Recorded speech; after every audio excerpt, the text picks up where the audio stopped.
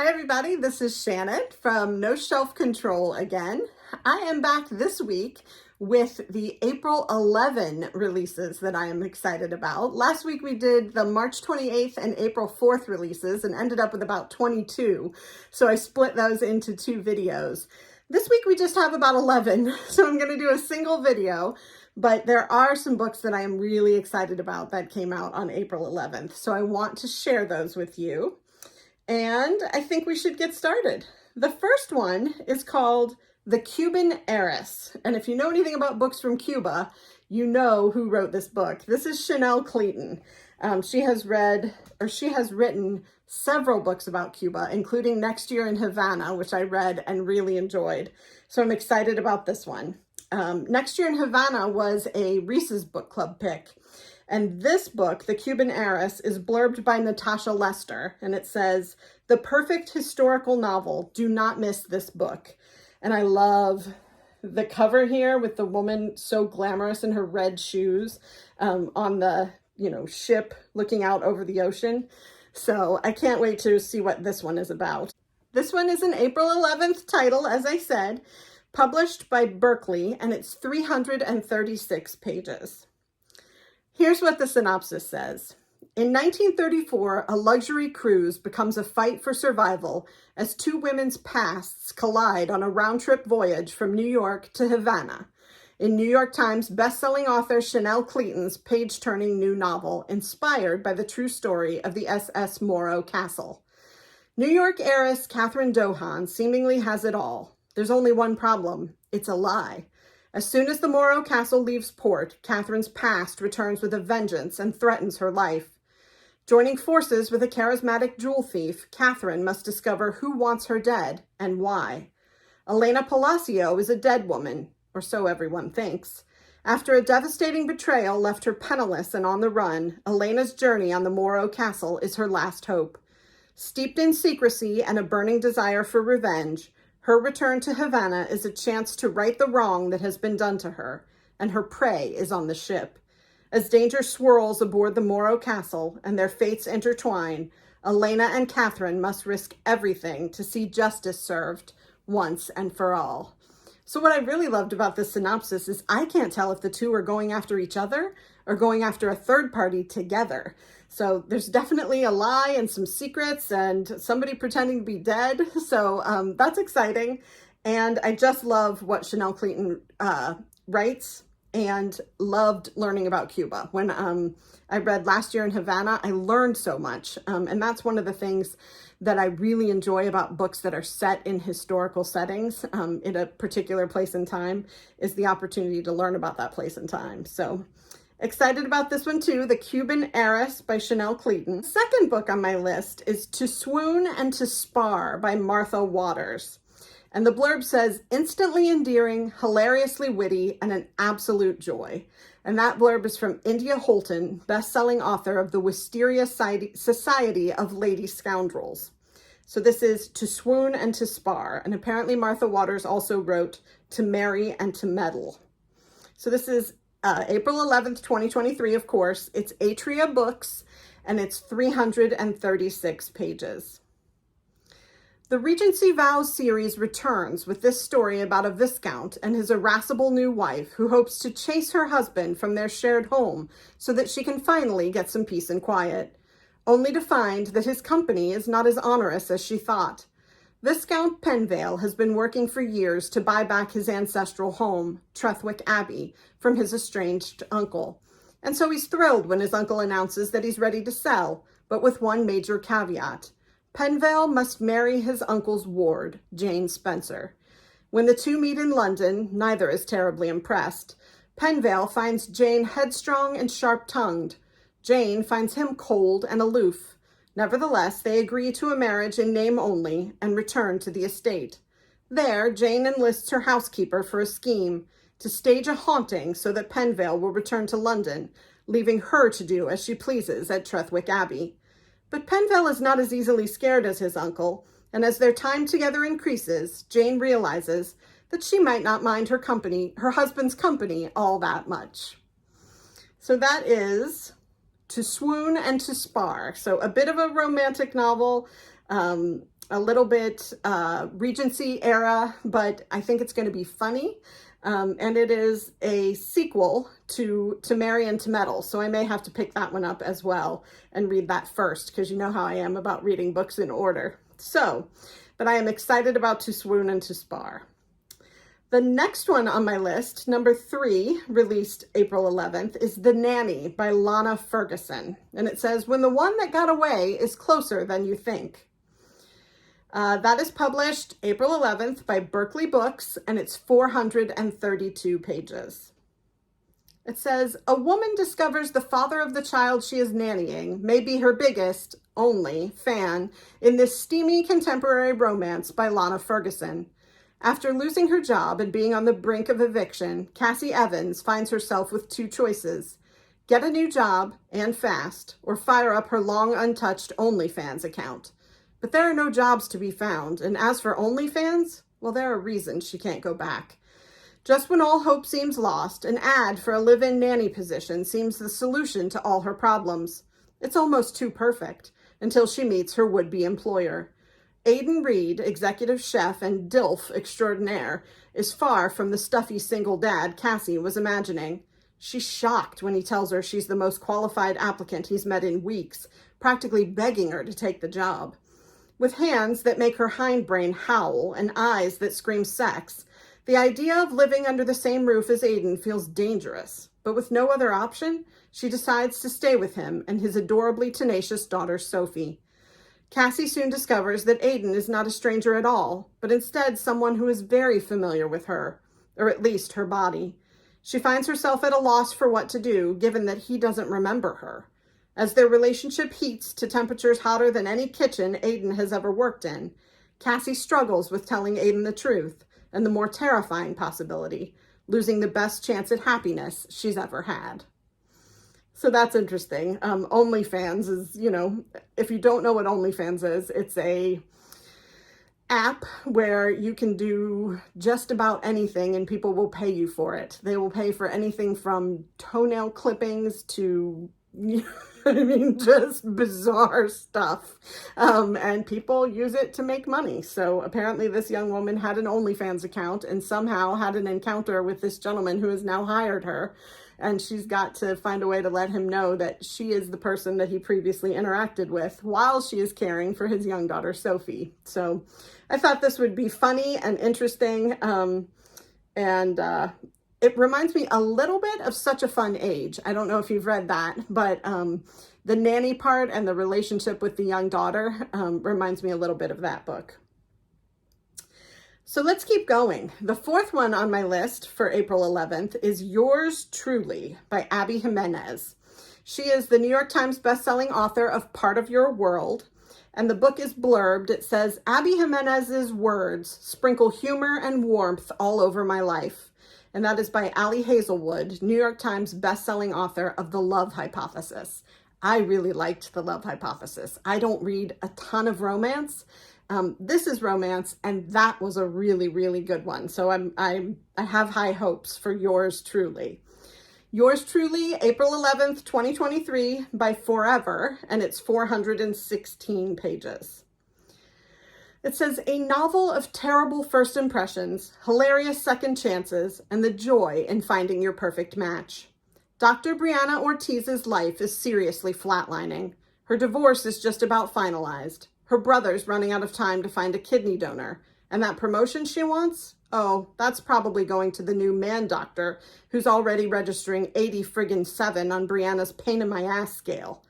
But just when all systems are set to hate, Dr. Jacob Maddox completely flips the game by sending Brianna a letter. And it's a really good letter, like the kind that proves that Jacob isn't actually Satan. Worse, he might be this fantastically funny and subversively likable guy who's terrible at first impressions. Because suddenly he and Bree are exchanging letters, sharing lunch dates in her sob closet, and discussing the merits of freakishly tiny horses.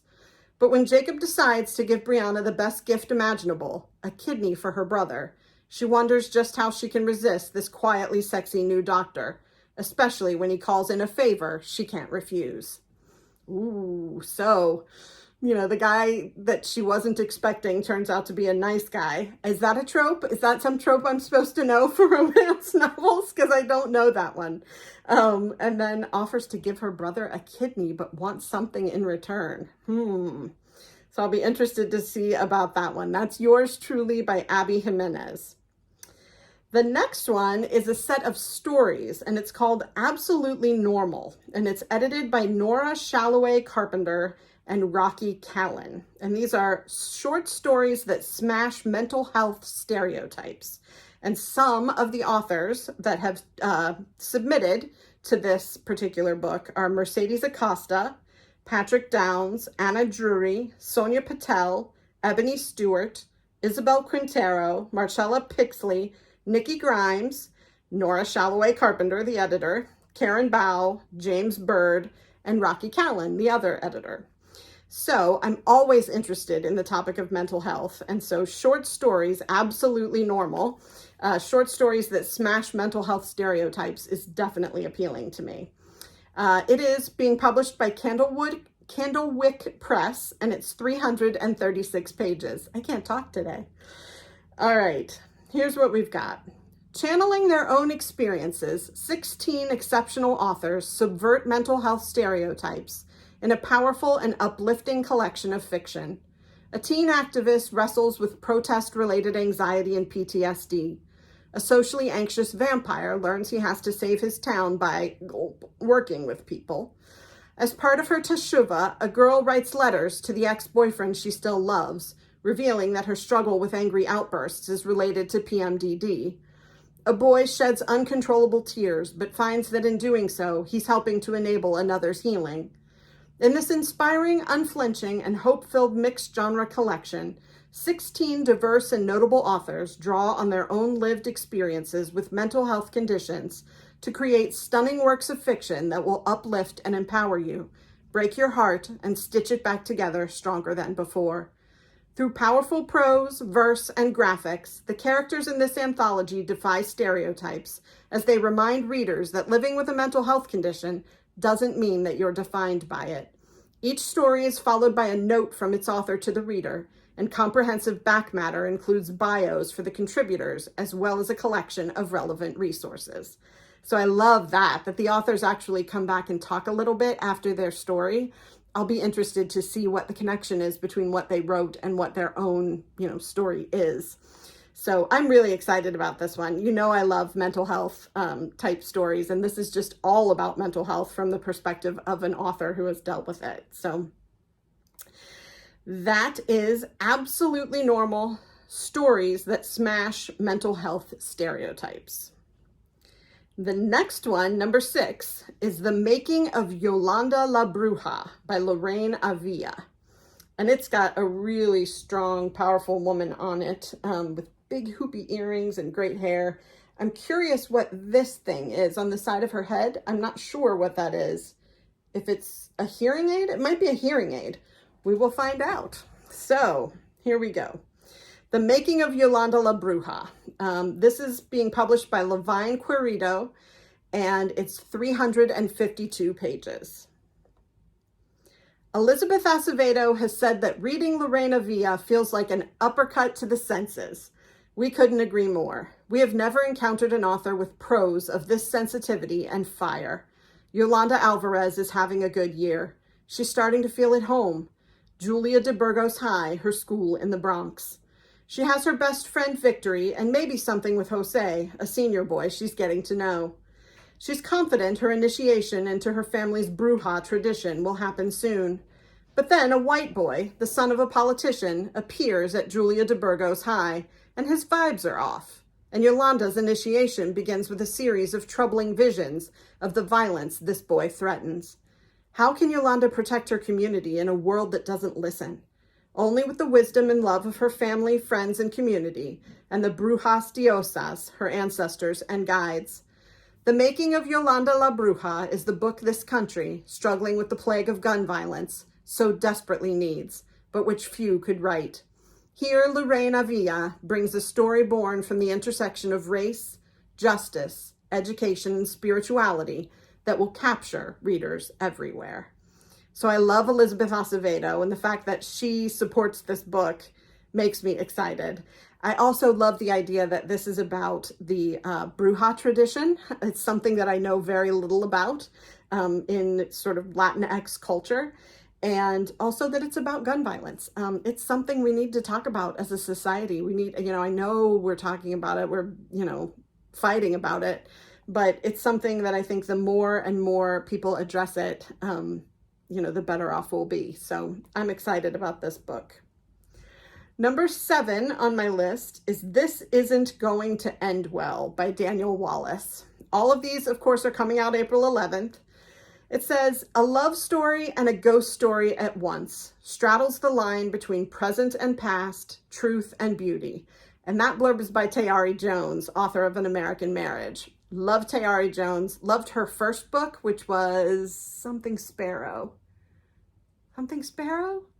Yeah, it was really good, and I can't think of the name of it. But I also loved An American Marriage. So Tayari Jones, definitely check her out if you haven't read anything of hers. But This Isn't Going to End Well. The True Story of a Man I Thought I Knew by Daniel Wallace. And he wrote Big Fish, which the movie I absolutely loved, and the book was even better.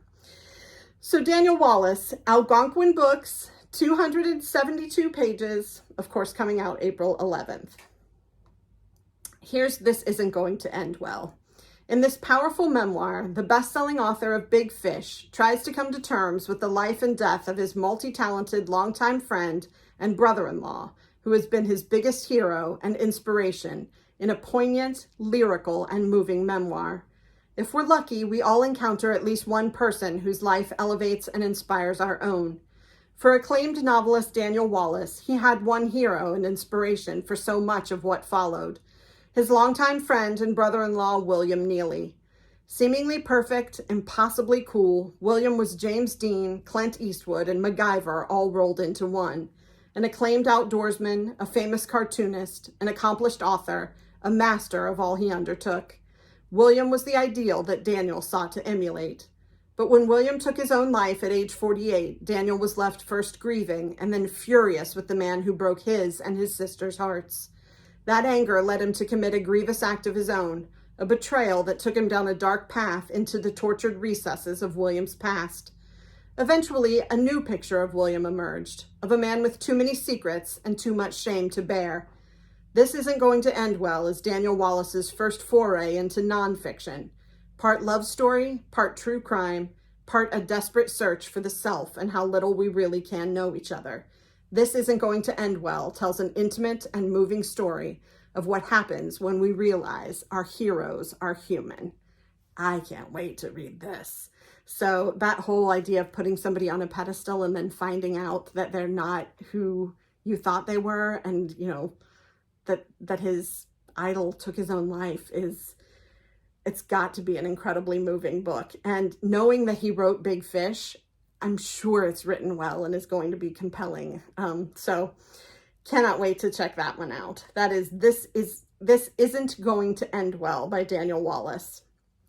Number 8 on my list is Maggie Smith. So I've been reading Maggie Smith's poetry in advance of her coming to Columbus, Ohio on April 17th, when my son and I are going to see her, and loved the first 2 things that I read. I did a video on that, so go back and check out Maggie Smith and my reviews of one of her books of poetry and her book of inspirational quotes, both excellent.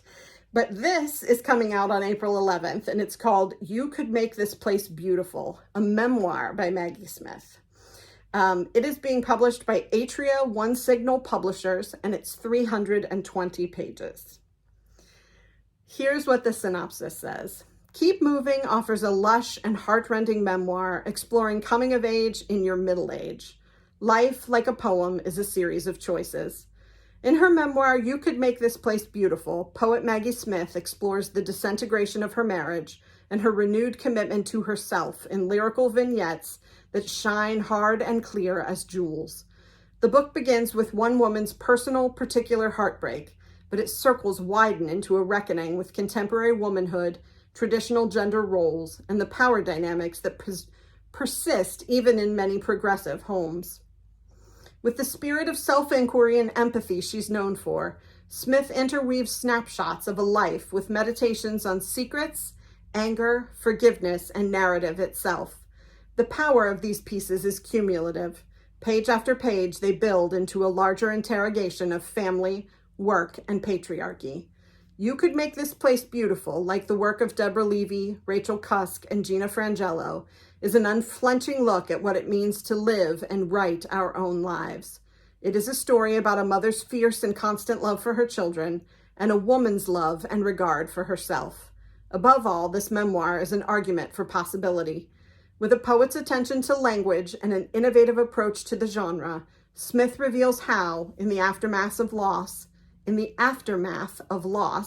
we can discover our power and make something new, something beautiful. So if you know anything about Maggie Smith and how she writes poetry, she writes a lot about motherhood and womanhood. I am not surprised that she is writing a memoir about her own motherhood and womanhood. And I am sure that it will be absolutely gorgeous and wonderful to read. So I need to get into that before April 17th. So that will bump up my list this week. I believe the last book that I have to talk about that's coming out on April the 11th. Nope, two more. I have two more. I forgot one. So the 9th book I want to talk about is Some Desperate Glory. And the blurb says, masterful, audacious storytelling, relentless, unsentimental, a completely wild ride. And that is by Tasman Muir. So this is Some Desperate Glory by Emily Tesh. It is being published by Tor.com, and it's 448 pages. So Some Desperate Glory, the synopsis says this: while we live, the enemy shall fear us. All her life, Keir has trained for the day she can avenge the murder of planet Earth.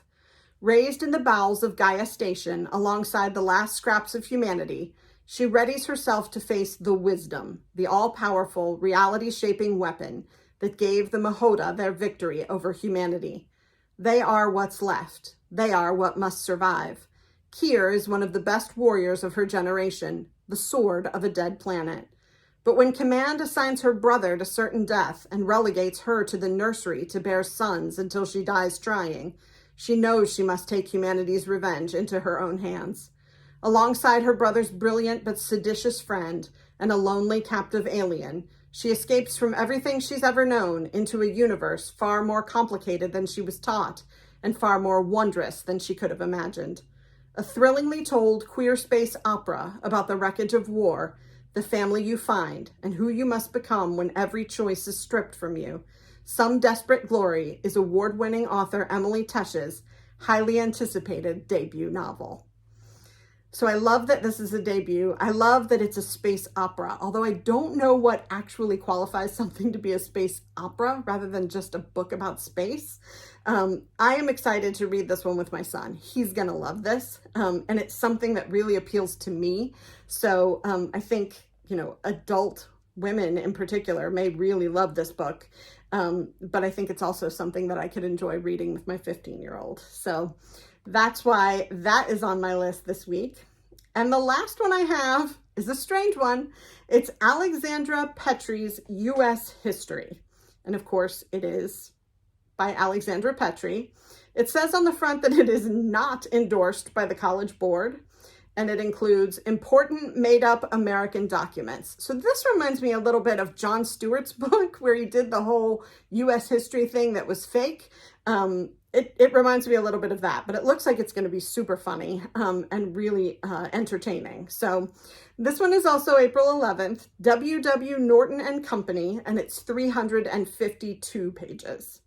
It says, a witty, absurdist satire of the last 500 years, Alexandra Petri's U.S. History is the fake textbook you never knew you needed.